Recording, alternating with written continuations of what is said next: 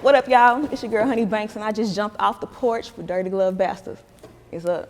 I love me, head to motherfucking feet. From the titties, double D, from the gap on side my. All right, today we got Honey Banks jumping off the porch with us today. We outside Dallas, Texas. We in the building. For sure. How you feeling today? I'm good. I'm happy to be here. We in Atlanta. The weather's good. It's a little chilly, you know what I'm talking about? A lot of country out here, you know what I'm saying? I like it though. I had this on my calendar from last year, so it's, you know, we'll have to check it off. For sure. So we popping out 2022 the right way. Yes, sir. So let me ask you how 2021 went for you.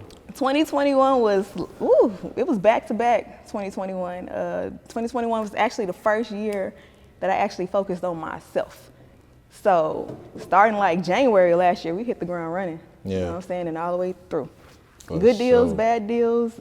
It was 2021. A lot of lessons learned. Yeah, lessons learned. For Lessons sure. already had, but you know, learned all over again. It's all good though, cause we here. The music game, y'all know how that goes. So, yeah, yeah. So for those who wouldn't know, how would you describe life back at home in Faraday, Louisiana? Faraday is country. Faraday is cornfields, burning crosses, wood churches. You know how you can go in somewhere you can like smell the smell of the wood and like vodka. That's what it smells like. Damn. They ain't got no air in the church still. Like Faraday is like what you would think a Rosewood, like the movie, remember the movie Rosewood, something like that. Yeah, pretty much. So it was a real traumatic time, it sounds like. My grandma picked cotton there, like on some real shit. But he looking like I'm dead ass serious. Like my family from there, and then we went to California and then Texas and been there ever since. I'm so happy y'all did that, Hey, bro. get the fuck up out of there. So how would you describe life in Dallas, Texas? Dallas is, I would describe it as like a small version of Atlanta. It's unfortunately not as opportunity driven as Atlanta, but it's a lot of artists in Dallas. It's a lot of people who have potential that we just don't have the reach like y'all do. So I'm ready to leave. I ain't even gonna lie, I'm ready to leave. So what's the next city for you? What's the next city? Where we going? California. We're going back to Cali. LA? Got to. It's rowdy out there right now, but Yeah. we gonna wait. We gonna wait till everybody calm down, stop purging, you know what I'm saying? Because I Yeah. ain't trying to, wind up somewhere, I don't, devastated like the rest of the artists. So, Nah, for real. Yeah. So how would you describe your childhood coming up? Woo. Y'all want the real? Of course, My it's the childhood was Porch. kind of fucking, let me stop cussing. My childhood was rough. My childhood was like, it wasn't rough as far as me having a hard life. It was rough as the experience. I'll put it to you like this. My mama had me at 15. I was Brenda's baby from the Tupac song, some real shit. She didn't want me. So I found out that she was trying to put me up for adoption, right? So that's when we were in Louisiana. So she left and moved to California with me. And then I ended up in Texas with my grandma. You know what I'm saying? And I had been in Texas since, my grandma had me since I was like 5. You know what I'm saying? And my daddy's in Baton Rouge or still in Louisiana. So like, I was that abandoned kid, you know what I'm saying? It was rough. And I grew up like resenting family members because I didn't quite understand. But now, that I grew up and I realized like, hey, she was 15, ain't shit she could do with a baby. I get it now, you know what I'm saying? But a lot happened.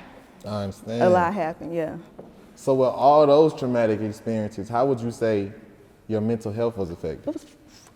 It was bad. I'm looking to the camera. It was bad. I'm not gonna lie, it was bad. Cause my grandma worked all day. I was at home, you get into whatever happens at home or whatever happens at the babysitters, you know what I'm saying? Unfortunately, shit happened, and it was traumatic, and it took me a long time to like just get over it. I had to grow into an actual adult and understand a lot of things for me to understand my entire situation, because I was angry as shit. I ain't gonna lie. I was angry, but I expressed everything in the music, so that was my outlet. And I've been doing music since I was like 7, wrote my first song at 7. So, That's cool. Yeah, that was like my outlet. I was just duck off with my little boom box with the mic attached and, get to work. So what would you say about music that inspires you to want to pursue the art yourself?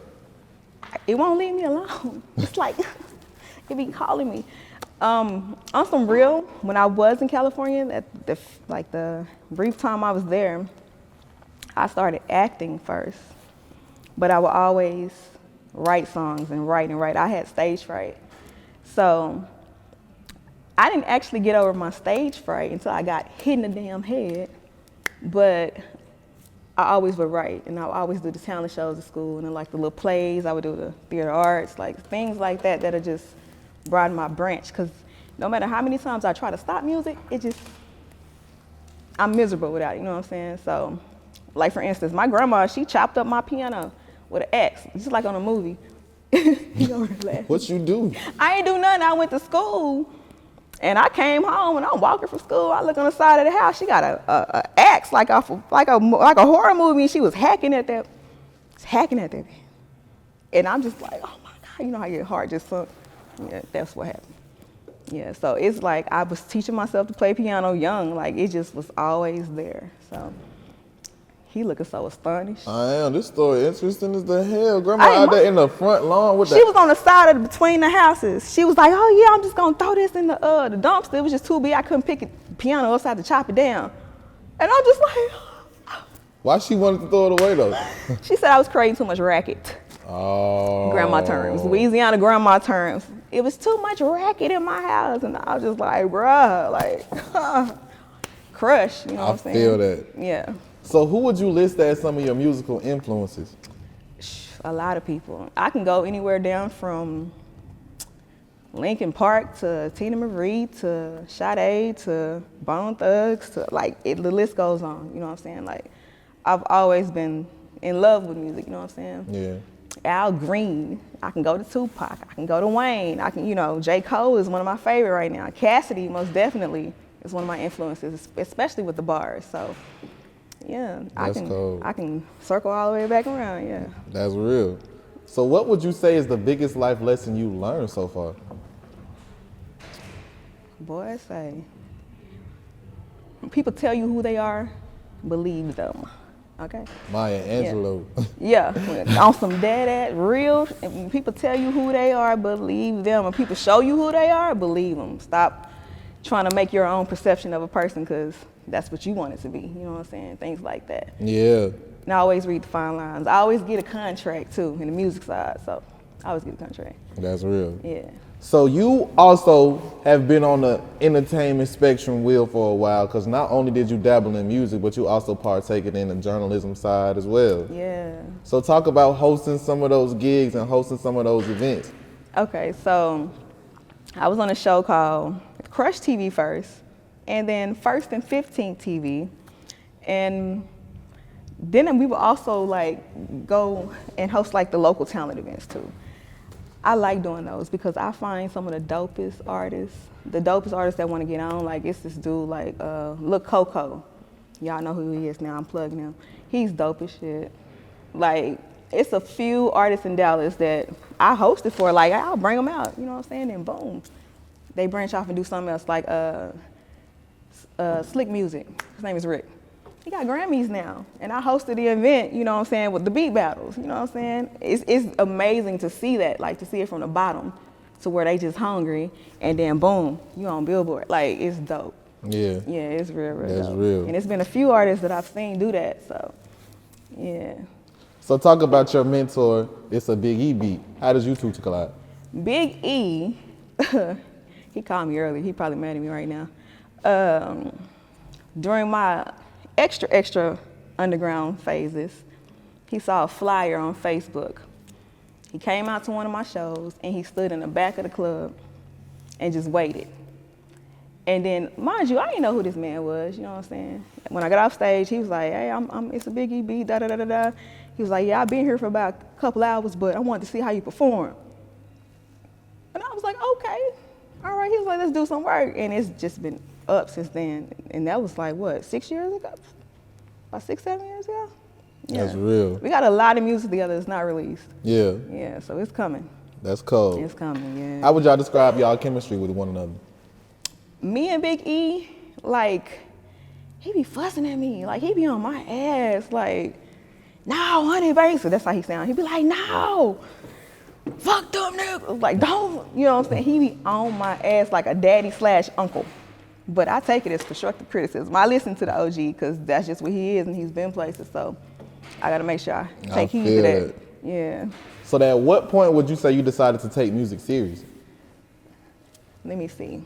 When I almost died the second time, yeah, I almost died the second time. So you almost passed away twice? Twice, yeah. When I almost died the second time, that's when I got hit in the head. And like all my stage fright went away. I had only did one show. My Louisiana just came out, y'all heard that. I only did one show before I got hit in the head. Matter of fact, it was in Detroit. It was like my first big show. The club sold out. The strippers had on my shirts. They flew me out to Detroit, did the one song they had been playing up there, which I had no idea, called Duffel Bag Girl. Came back, that was July. Probably about a month, barely a month later, I got hit. Hit in the head, like with an object? Yeah, we was in a club. And my cousin saw her dude with this other chick, and she went over there and just threw her drink on the girl. Mind you, we 8 deep. If you would have just alerted one of us, we would have been ready. You know what I'm saying? So we on the dance floor, stanky leg, and we in Dallas.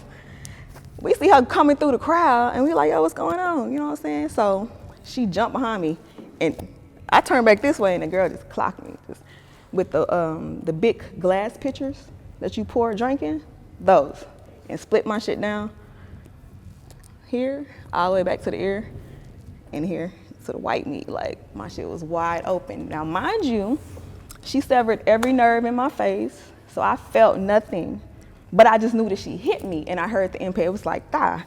So I'm down like this, and I'm like, oh, she hit me, so I'm at the time, you know, I'm kickboxing. Like, I'm real life in kickboxing class. I'm belting and all that shit. So I think that's why she jumped behind me, but whatever. So I'm beating this girl up. She on the ground. Mind you, I'm split wide open, right? So I'm about to soldier boy. Da-da-da-da-da. You know what I'm saying? She grabs my hair. I'm open, right? And she's pulling my scalp. I had no idea, right? I'm just fighting. And all of a sudden, I was like, I can't see. Why can't I see? I feel hot, you know what I'm saying? And I feel like I'm underwater. I feel like you know what I'm saying? Next thing you know, security got my voice and shit. Security then took me outside. And I'm sitting down, it still ain't registered to me that I'm wide open. The homies started coming out. It was my homegirl was right here. Like, we literally on some steps like this. She was right here rocking, like old school granny rocking, crying. And I'm just like, what's wrong with you? You know what I'm saying? I still hadn't seen myself, but by the time my adrenaline slowed down, the blood started to come. And when I say it came, it poured. Because I'm open, 7 inches? 7 inches here, and then up here. So I was like soaked in my own blood, basically. From head to toe, from my shoes to my panties, the dress, everything was soaked in my blood. And by the time I realized what was going on, I had lost so much blood. You know, I'm thinking it's not bad because the paramedics right here. And they got the girl right here, so come to find out, they was just waiting for the police to come get her. But it got so bad that I went into shock. So I thought I was dying, I ain't gonna lie. I told her, like, my homegirl was sitting here crying, I'm like, yo, I feel like I'm about to, you know, pass out. And she just started screaming, and I just started seeing the paramedics run to me. Next thing you know, I wake up in the back of the ambulance. I do this, and I pick up like some meat. And I like low key, I'm like, yo, I was like, I'm fucked up mentally. So I'm like, is this my brain? They was like, no, but that's the inside of your head. And I went out again. You know what I'm saying? Like, I passed out, I couldn't take it. Then I woke up again in the trauma unit at Parkland Hospital in Dallas. And that's like the place that can handle head injuries and like trauma. That's where they took JFK and shit. So yeah, I woke up there. I ain't seen myself till the next day. And when we can insert pictures here. I don't know if y'all do that, but I found pictures like a couple months ago. I was like, damn, I thought I lost these, but my shit was out of there. Yeah. Wow. Pulled out a piece of glass like a month later, it popped out. I'm just like, bro. So basically that happened while I was in school finishing my journalism degree. And being that I was stage frightened, I was like, all right, I'm gonna do journalism. But when I got hit, it was like, damn, who gonna hire me with a big ass scar on my face? Like, the insecurity peaked, you know what I'm saying? Then I was like, fuck it, I'm just gonna rap. I'm just gonna go ahead and do, you know, what I really wanna do. And I got a war wound now, so, a couple of them, yeah. But I made it, so. Yeah, we glad you're here. Yeah. That's some shit, boy. Yeah, it's real. Damn. It's real. I'm glad you beat them odds, but you said 2 times though. Oh yeah. Yeah. So it's another time you almost died. Well, the first time I was pregnant. Wait, while the girl hit you in the head, you was pregnant? No, that's a whole different situation. So that's the second time. That was the second time. The first time I was pregnant with twins. I was 5 months pregnant. Unfortunately, I was in a fucked up ass relationship. It was slightly abusive. Ain't no slight. It was abusive. It was stressful. And I went into a premature labor at 5 months. Wow. Yep. And I didn't know the severity of anything. I'm just like, all right, you know, they about to be premature, you know, they'll make it, whatever. So I called my mom and them. It's like 3 o'clock in the morning. I'm bleeding profusely and I'm like shit in pain. So I'm by the door. They like, yo, call 911. We'll come.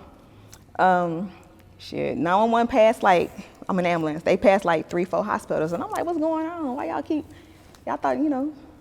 They was like, well, they can't handle you. I was like, well, what does that mean? They was like, we got to go to a special hospital. I didn't know about an NICU with, you know, baby wards. I didn't know about all of that. So they take me to the hospital. They wheeling me in, you know, they get me prepped and whatever. And I'm like, yo, tie my tubes, you know what I'm saying? I'm telling the, you know, the doctor, like, oh, I'm like, tie my tubes. She was like, absolutely not. It's either you or them. And I'm like, huh? So she gassed my ass. Like, by the time I looked, you know, I'm on a stretcher. I'm like, what? She knocked my ass out.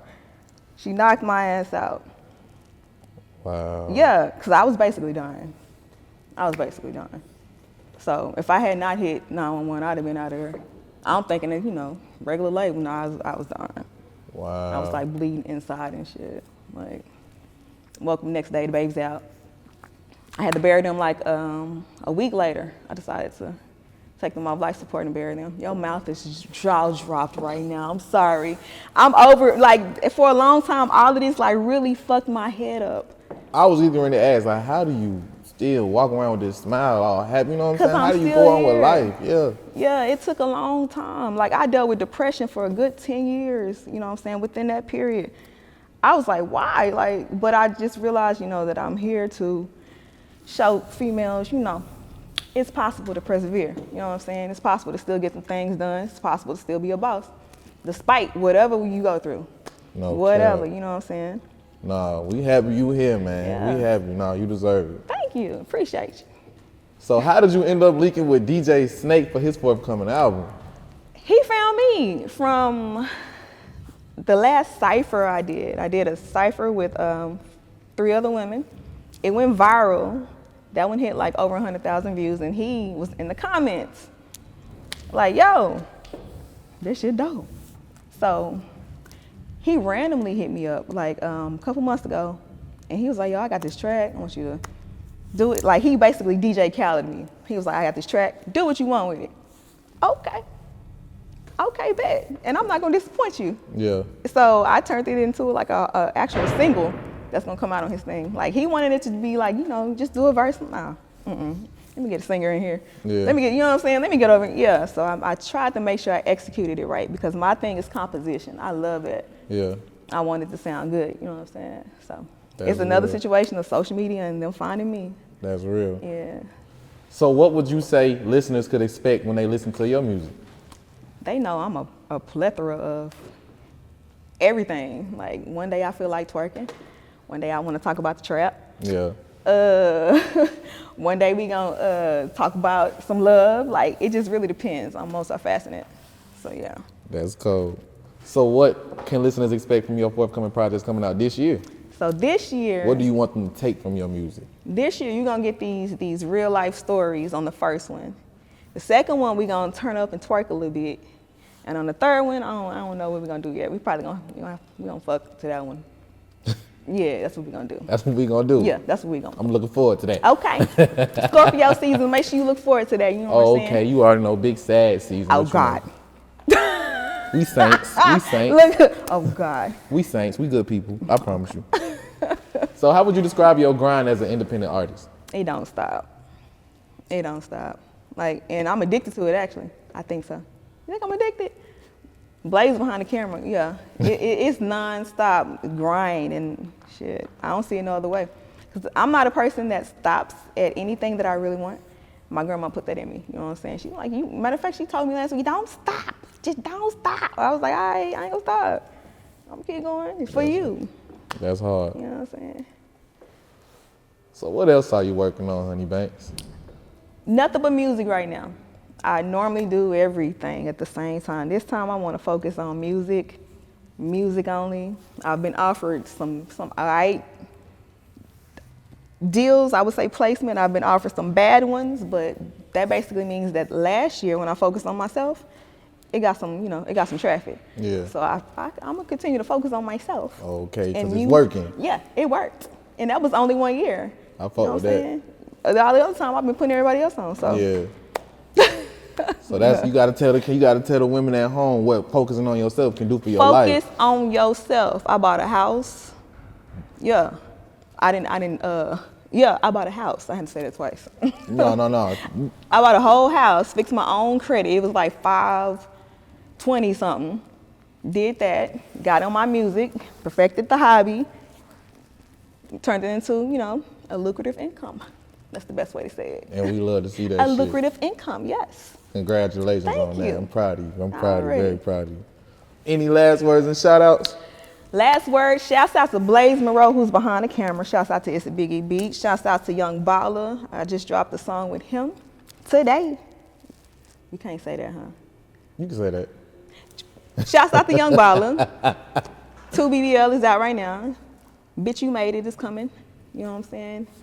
Bad Girl with It's the Biggie Beat is coming. It's a lot of things coming. So shouts out to the home team, J. Rock Obama, Dallas, Texas. We out here. For sure. Also, shouts out to Ty Macklin and Alpha and Omega for being a homie for the past 6 years and the best engineer on the planet.